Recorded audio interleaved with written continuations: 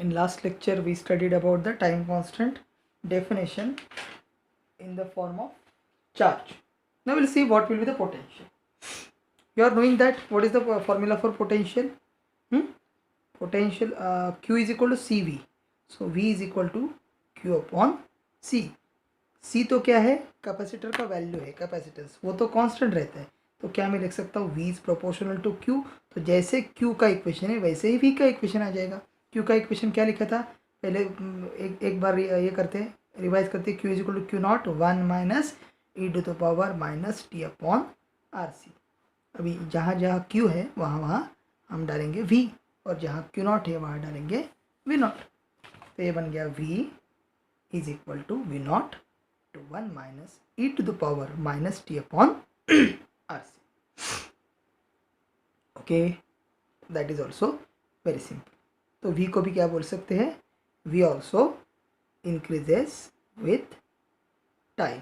तो जैसे जैसे टाइम बढ़ता जाता है तो कैपेसिटर का अक्रॉस का जो पोटेंशियल है वो भी धीरे धीरे बढ़ता जाता है ना.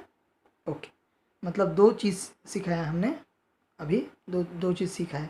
पहले तो जैसे टाइम बढ़ता है वैसा कैपेसिटर का चार्ज भी बढ़ता है, जैसे टाइम बढ़ता है वैसा पोटेंशियल भी बढ़ता है.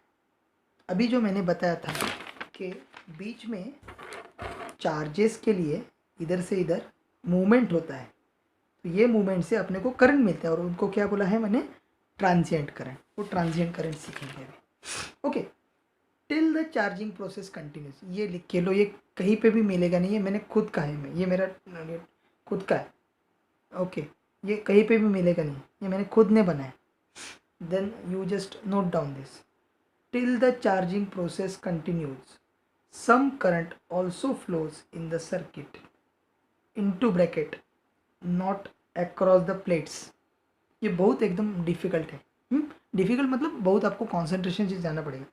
मतलब व्हाट हैपन्स, चार्जिंग प्रोसेस जब तक the charging process is continued, दोनों भी प्लेट के और बैटरी के दरमियान चार्ज का फ्लो हो जाएगा, और चार्ज का फ्लो दिए हुए टाइम में Q upon T. So we will get a current, और उस करंट को बोलते हैं transient current. Only you have to keep in mind that current does not flow across the plates. अगर वो हो जाएगा तो कैपेसिटर शॉर्ट हो जाएगा. इसीलिए तो एक टर्मिनल से कैपेसिटर के एक प्लेट तक, दूसरे टर्मिनल से कैपेसिटर के दूसरे प्लेट तक ये जो फ्लो हो रहा है उसको बोलते हैं ट्रांजिएंट करंट.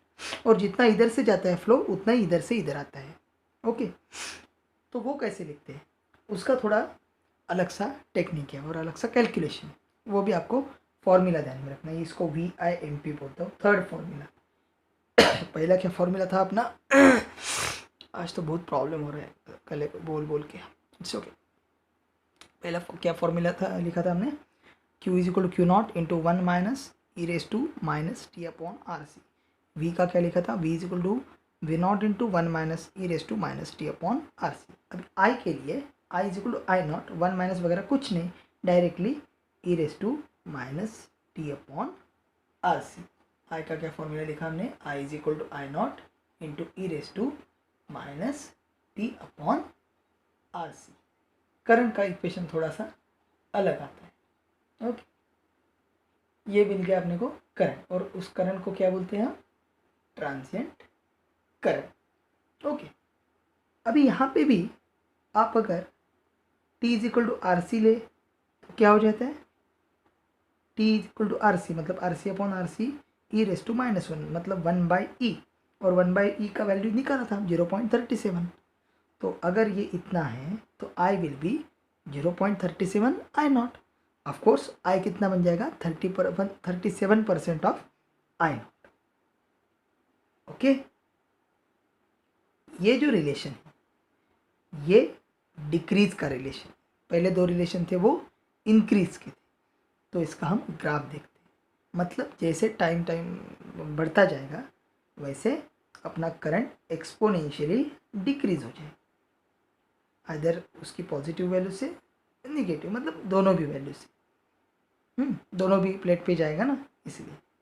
लेकिन वे ऐसे इसको ट्रीट नहीं करते. ये ऊपर वाला है, ये है चार्जिंग के, मतलब जब हम चार्ज करते हैं तो दोनों भी साइड का, मतलब ये जो दोनों भी मतलब उसको वही एक ही करंट बोलते हैं। जैसे चार्ज है ना, दोनों भी प्लेट पे चार्ज है सेम मैग्नीट्यूड का, लेकिन वो अलग नहीं लेते। हाँ उसका उसका ये अलग लेते हैं, क्या पोलैरिटी अलग लेते हैं, लेकिन चार्ज तो चार्ज उतना ही रहता है, वैसे करंट भी उतना ही लेते हैं। तो while charging current decreases with time, ये आप लिख के लो for the capacitor CR circuit. While charging current decreases exponentially with time. Of course, while discharging, it increases exponentially with time. So this is the graph of current versus time. This is for charging, this is for discharging. अभी आपको ये equation दिया है मैंने, इसमें बोला है ये एक्सपोनेंशियली घटता है, तो आपका काम है कि V के लिए और Q के लिए ये नहीं बनाया तो चलता है, ऊपर वाला ग्राफ आप बनाओ, जिसके लिए मैंने बोला वो एक्सपोनेंशियली इंक्रीज करता है। ओके, नाउ इसके आगे और एक डेफिनेशन हम बना सकते हैं। क्या बना सकते हैं डेफिनेशन? इसको मत देखो, ये अभी नहीं है सिखाने का।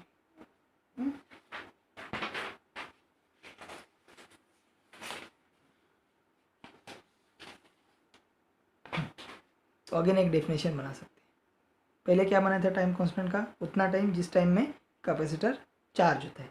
सेकंड डेफिनेशन बना था उतना टाइम जिस टाइम में कैपेसिटर 67% तक मैक्सिमम वैल्यू के चार्ज होते हैं। तो अभी क्या बनाएंगे? It is that time in which current falls to 37% of its maximum value. मतलब टाइम कांस्टेंट के कितना वैल्यू बनाए मैंने? दो डेफिनेशन बनाए टाइम कांस्टेंट।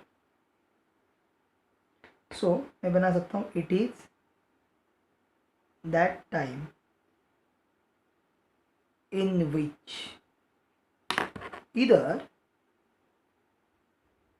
पहले क्या, इधर वो पहले मैंने लिखा था क्या, इधर charge rises on the plates to 63%, इधर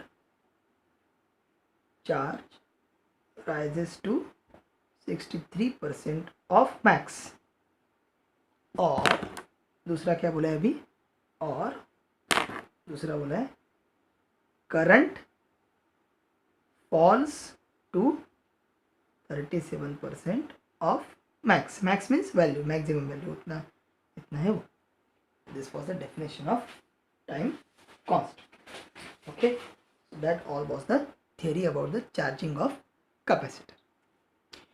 If you have any doubt, then you may ask me personally. Now go for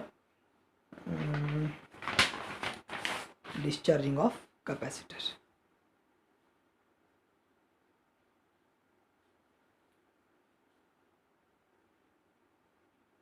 एक मिनट,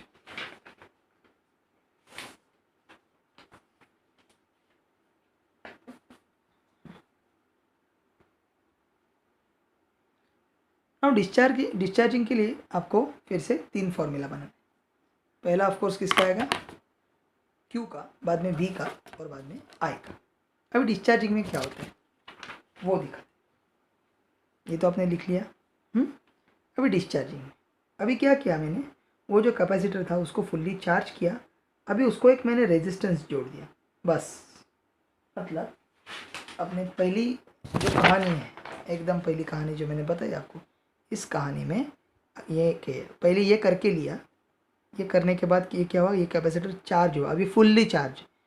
अब ये बैटरी का मुझे ज़रूरत नहीं है, इसमें ही चार्ज है। तो अगर हम कैपेसिटर किसी चीज़ को हम जोड़ते हैं तो वो बैटरी का भी काम करता है, वो खुद चार्ज दे सकता है ना, क्योंकि उसके अक्रॉस पोटेंशियल है। आप एक काम कर सकते हैं, गाड़ी की अगर बैटरी नहीं चल रही हो तो ये टाइप का ये CR सर्किट छोटा होता है, या नहीं तो डायोड और कैपेसिटर, डायोड होता है, ये बाद में आएगा आपको, वो इकट्ठा करके बड़ा वाला कैपेसिटर बैटरी की जगह जोड़ते हैं। ये बहुत सारे मैकेनिक करते हैं 2 व्हीलर के लिए। तो उससे क्या होता है, एक बार गाड़ी चालू करने के बाद वो कैपेसिटर चार्ज होता है, क्योंकि गाड़ी को अल्टरनेटर होता है, वो जो होता है वो बैटरी को चार्ज करने के लिए यूज़ करते हैं। तो एक बार में वो कैपेसिटर चार्ज होता है, और वो चार्ज होने के बाद आपका सब लाइट वगैरह सब यूज़, लाइट तो खैर उसके ऊपर ही चलता है, हॉर्न वगैरह भी थोड़ा थोड़ा चलता है आपका, तो जुगाड़ बोलते हैं उसको। तो जुगाड़ में भी ये फिज़िक्स का कंट्रीब्यूशन, इट्स ओके। अभी ये किया मैंने, 1 से 2 को कनेक्ट किया। अभी क्या हुआ, ये चार्ज था, that was charge, now it will get discharge through resistance. So अभी क्या हो जाएगा, ये इंपॉर्टेंट है, capacitor gets discharged through resistance, capacitor gets discharge through resistance. उस पे जितना चार्ज है वो अभी वो ऐड करेगा ना, एक बाजू को पॉजिटिव होगा, एक बाजू को निगेटिव होगा, तो वो बैटरी जैसे ऐड करेगा और वो रेजिस्टेंस के थ्रू डिस्चार्ज हो जाएगा। तो वो डिस्चार्जिंग के लिए क्यू का फॉर्मूला कैसे बनता है, तो यहाँ पे आता है Q is equal to Q naught e to the power minus T upon R C. तो चार्जिंग के लिए कितना बनाया था हमने तो यहाँ पे हम डिफ्रेंशिएशन कर सकते हैं ऐसे, दोनों भी फॉर्मूले लिख के। चार्जिंग के लिए कितना बनाया था हमने, Q is equal to Q naught 1 minus E to the power minus T upon R C. और अभी डिस्चार्जिंग के लिए कितना बनाया, Q is equal to Q naught e raise to minus T upon R C. तो of course यहाँ में क्या हो जाएगा, एक्सपोनेंशियली इंक्रीज हो जाएगा, तो यहाँ पे क्या हो जाएगा, ऑफकोर्स एक्सपोनेंशियली डिक्रीज हो जाएगा। ओके, एक्सपोनेंशियली डिक्रीज हो जाएगा। तो ये उसका ग्राफ आता है, ये देखो क्यू नॉट, ये क्यू का है वेरिएशन, और यहाँ पे टी है।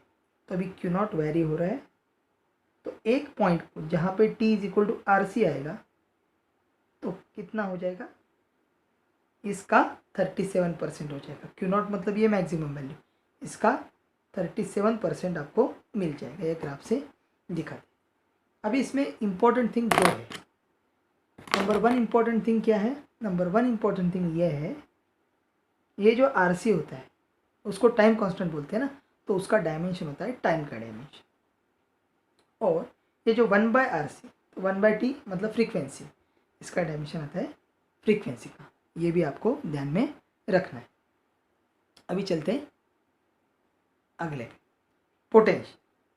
अब अपने को मालूम है जैसे चार्ज बिहेव करेगा वैसे पोटेंशियल, बोलने का जरूरत ही नहीं। V is equal to V not e to the power minus T upon R C, सब वैसे ही। अगर V वर्सेस T निकला तो वैसे ही आएगा, same. So V versus T will also be like this, this is V, this is T, this will be V naught, and this will be say 37% of V naught, ये आएगा। और ये कितना आएगा, T is equal to R C आएगा आपका। और अपना ट्रांजिएंट करें, ये खाली लिखने के लिए मैं फिर से लिख के दिखाता हूँ। आई, ये फॉर्मूला ध्यान में रखो, is equal to minus I not e to the power minus T upon R C. Current बढ़ने लगेगा, current will increase, oh sorry not increase, yes, yeah, it will from negative it will, so this you keep in mind, this according to this equation. So here it is charging, here it is discharging. So for charging it was plus and for discharging it will be here minus. तो ठीक है बेटा, इतना तो formula आपको ध्यान में रखना है। फिर से एक बार आपको रिवाइज करके लेता हूँ, उतना ही फॉर्मूला आपको ध्यान में रखना है। ओके, सो एक शीट बनाते हैं, कैपेसिटर, चार्जिंग, यहाँ पे लिखते हैं डिस्चार्जिंग। मेरे साथ आप भी बोलो, घर में भी हो तो ठीक है, थोड़ा मेरे साथ बोलो, जैसे हम ब्लैक बोर्ड पे सिखाते वक्त आपसे मैं बोल के लेता हूँ, वैसे आप थोड़ा सा ट्राई करो बोलने का। It's not the waste of time. Number one, Q क्या हो जाएगा बेटा, हाँ perfect, Q naught 1 minus E to the power minus T upon R C. ये फिर से क्यों ले रहा हूँ, आपका ये रिसाइट ही हो जाएगा। इधर कितना लिखा है हमने, naught e to the power minus T upon R C, बाद में आपको देखने का ज़रूरत नहीं है। वी का कैसे, same, V not 1 minus E to the power minus T upon R C. यहाँ पे कैसे आएगा, V is equal to V not e to the power minus T upon R C. यहाँ पे करंट कितना आएगा, i is equal to I not e to the power कितना था, minus T upon R C. यहाँ पे क्या आएगा, i not is equal to minus I not e to the power minus T upon R C. Charge के लिए क्या लिखेंगे, इंक्रीजेस एक्सपोनेंशियली विथ टाइम। यहाँ पे क्या होता है, उसका उल्टा होता है, डिक्रीजेस एक्सपोनेंशियली विथ टाइम। ये भी सेम, ये भी सेम। और इनका लेते हैं अभी करंट। यहाँ पे क्या लिखते हैं, पहले में डिक्रीजेस एक्सपोनेंशियली विथ टाइम, यहाँ पे क्या लिखेंगे, इंक्रीजेस एक्सपोनेंशियली विथ टाइम। अभी ग्राफ निकालेंगे, पहले निकालते हैं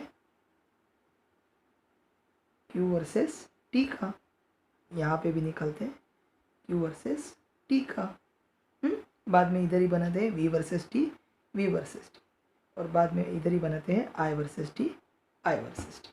ये तो काम आप करोगे, मैंने बोला था। Okay, that's all. That was charging and discharging of the capacitor. Thanks a lot.